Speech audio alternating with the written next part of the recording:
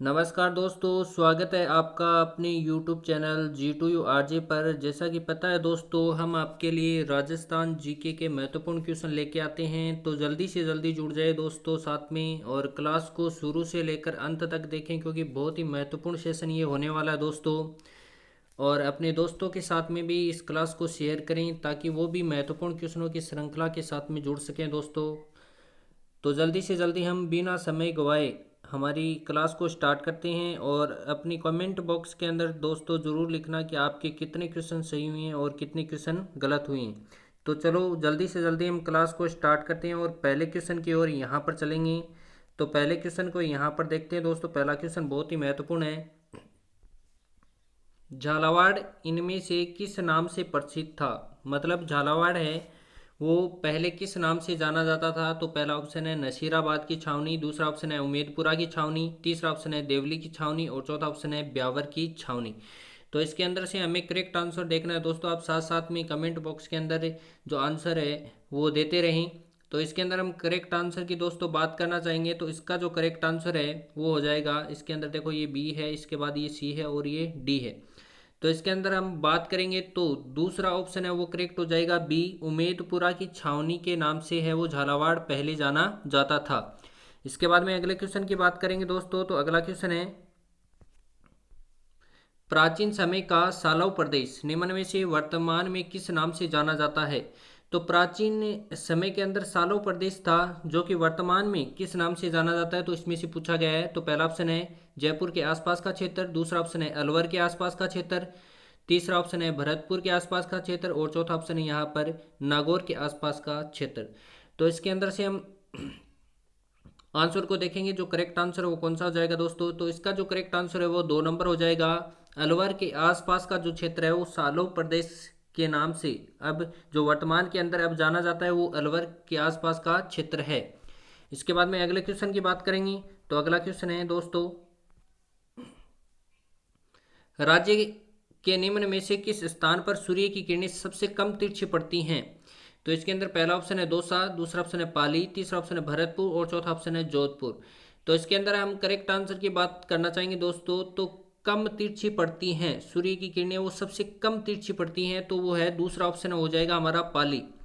पाली के अंदर सूर्य की किरणें सबसे कम तिरछी पड़ती हैं। इसके बाद में अगले क्वेश्चन की बात करेंगे। तो अगला क्वेश्चन है,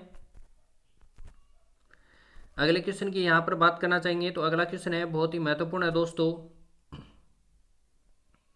राजस्थान के वर्तमान क्षेत्रों में प्रचलित नामों के साथ का निम्न में से कौन सा जोड़ा सही नहीं है? नहीं के ऊपर आपको ध्यान रखना है। तो प्रचलित एक तरफ नाम दे रखे हैं और एक तरफ क्षेत्र दे रखा है।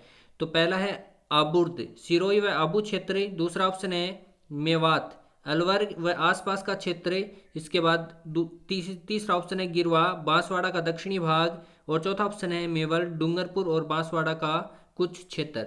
तो इसके अंदर हमें देखना है नहीं है, जो कि नहीं है तो हमें देखना है। तो इसके अंदर जो करेक्ट आंसर हो जाएगा दोस्तों वो हो जाएगा सी, गिरवा है वो बांसवाड़ा का दक्षिणी क्षेत्र है वो नहीं कहलाता है। बाकी का आबुर्द है वो सिरोही व आबू का क्षेत्र सही है, मेवात है वो अलवर के आसपास का क्षेत्र सही है, इसके बाद मेवल है वो डूंगरपुर व बांसवाड़ा का कुछ क्षेत्र है। तो इसके अंदर तीनों करेक्ट सही हैं, सी करेक्ट है वो क्या है इसके अंदर गलत है। इसके बाद में अगले क्वेश्चन की बात करेंगे। तो अगला क्वेश्चन है दोस्तों हमारा, किस तिथि को राज्य की 4 बड़ी देशी रियासतें संयुक्त राज्य में शामिल हुई तथा नए गठित संघ का नाम वर्त राजस्थान रखा गया? तो इसके अंदर किस तारीख को क्या है ये शामिल होती हैं? तो इसके अंदर पहला ऑप्शन है 15 मई 1949, दूसरा ऑप्शन है 30 मार्च 1949, तीसरा ऑप्शन है यहाँ पर 18 अप्रैल 1949 और चौथा ऑप्शन है 2 अक्टूबर 1949। तो इसके अंदर से हमें देखना है जो करेक्ट आंसर है वो कौन सा हो जाएगा। तो इसके अंदर करेक्ट आंसर की ओर चलते हैं। तो करेक्ट आंसर इसके अंदर हो जाएगा हमारा बी, 30 मार्च 1949।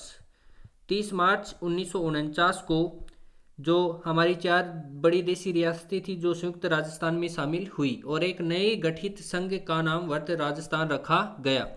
इसके बाद अगले क्वेश्चन की बात करते हैं। तो अगला क्वेश्चन है हमारे पास, तो अगले क्वेश्चन की यहाँ पर बात करना चाहेंगे। पहला राजस्थान खेल रत्न पुरस्कार प्राप्त करने वाले राज्य के खिलाड़ी हैं? तो इसमें पहला ऑप्शन है राज्यवर्धन सिंह राठौड़, इसके बाद दूसरा ऑप्शन है लिम्बाराम, तीसरा ऑप्शन है यहाँ पर डॉक्टर करनी सिंह और चौथा ऑप्शन है सलीम दुरानी।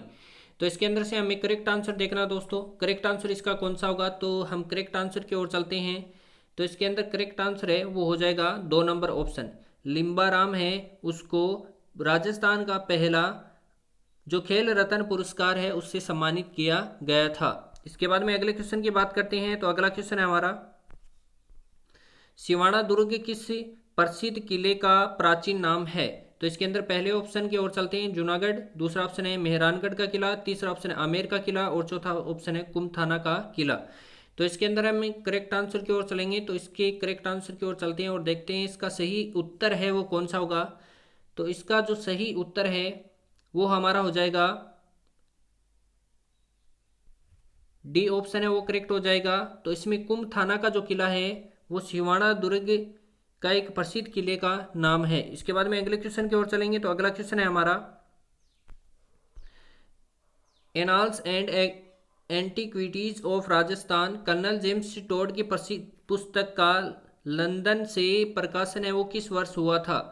तो आपको इसके अंदर से 2 क्वेश्चन है वो आपके हल हो रहे दोस्तों। Annals and antiquities of Rajasthan है वो कर्नल जेम्स टोड की पुस्तक का नाम है और उसका जो प्रकाशन है वो लंदन से कब होता है। तो पहला ऑप्शन है 1929, दूसरा ऑप्शन है 1849, तीसरा ऑप्शन है 1829 और चौथा ऑप्शन है 1851। तो पहला है 1929 के अंदर, दूसरा है 1849, तीसरा ऑप्शन है 1829 और चौथा ऑप्शन है 1851।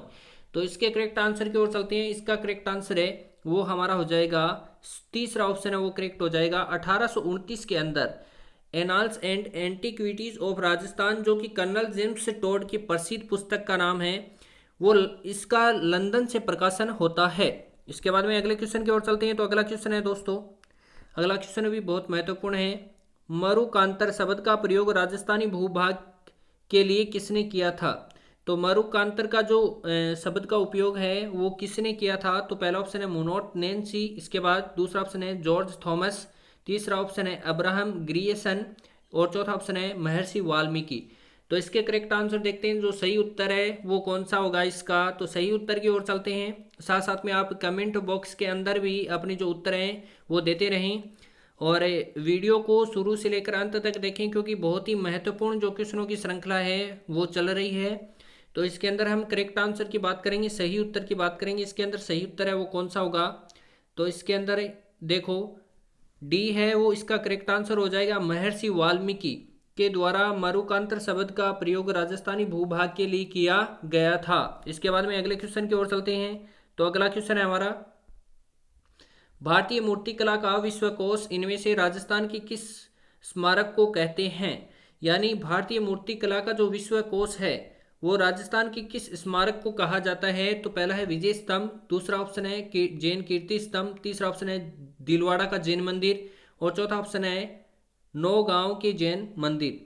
तो इसके अंदर हम सही उत्तर की ओर चलते हैं और इसका जो सही करेक्ट आंसर है वो कौन सा होगा। तो करेक्ट आंसर की ओर यहाँ पर चलते हैं हम। तो करेक्ट आंसर की बात करेंगे तो इसमें से जो करेक्ट आंसर है वो पहला हो जाएगा विजय स्तंभ।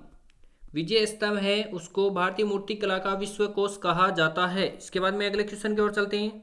तो अगला क्वेश्चन भी बहुत महत्वपूर्ण है, राजस्थान की सीमा से संबंधित जो अंतर्राष्ट्रीय सीमा 1070, तो पाकिस्तान के साथ में लगने वाली सीमा 1070 किलोमीटर सीमा लगती है। तो इसके अंदर देखते हैं क्वेश्चन क्या पूछ रहा है, राजस्थान की पश्चिमी सीमा को पाकिस्तान का निम्न में से कौन सा जिला नहीं छूता है। मतलब 1070 सीमा है, रेड क्लिफ रेखा है, उसमें से राजस्थान की पश्चिमी सीमा को पाकिस्तान का कौन सा जिला वो जो नहीं छूता है। तो पहला ऑप्शन है अमरकोट, दूसरा ऑप्शन है रहीम यार खान, तीसरा ऑप्शन है कराची और चौथा ऑप्शन है बहावलपुर। तो इसके अंदर हम सही उत्तर करेक्ट आंसर की ओर चलते हैं और इसका जो करेक्ट आंसर है वो हो जाएगा सी, कराची है वो पाकिस्तान का ऐसा जिला है जो राजस्थान की पश्चिमी सीमा को नहीं छूता है। इसके बाद में अगले क्वेश्चन की ओर चलते हैं। तो अगला क्वेश्चन है, कांतली नदी के प्रवाह क्षेत्र को तोरावाटी किस स्थान पर कहते हैं। तो कांतली नदी का जो प्रवाह क्षेत्र है उसको तोरावाटी कहते हैं। स्थानीय शब्दों के अनुसार तोरावाटी कहा जाता है। तो तोरावाटी किस स्थान के ऊपर कहा जाता है। तो पहला ऑप्शन है मालवा, दूसरा ऑप्शन है चंद्रावती, तीसरा ऑप्शन है पुष्प और चौथा ऑप्शन है शेखावाटी। तो इसके अंदर हम करेक्ट आंसर की बात करेंगे तो इसका जो करेक्ट आंसर है वो हो जाएगा शेखावाटी।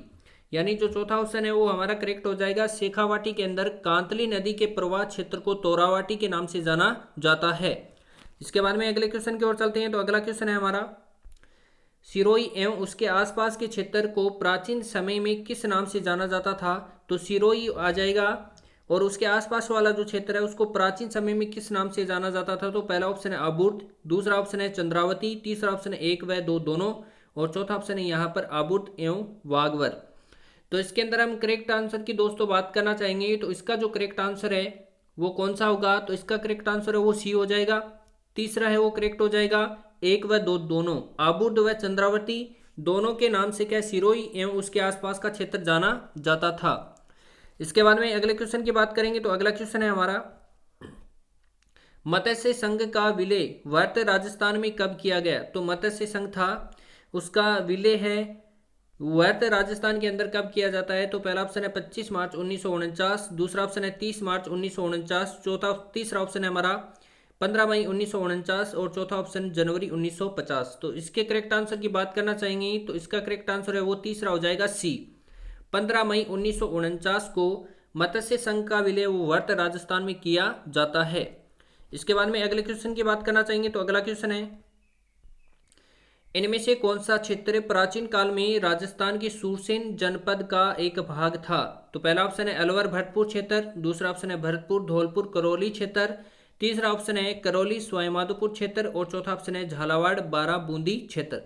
तो इसका जो करेक्ट आंसर है दोस्तों आपको कमेंट बॉक्स के अंदर देना है। और अगर चैनल को सब्सक्राइब नहीं किया है तो आप चैनल को सब्सक्राइब करें, बेल आइकन को प्रेस करें और इस वीडियो को अपने दोस्तों के साथ में ज़्यादा से ज़्यादा शेयर करें। धन्यवाद।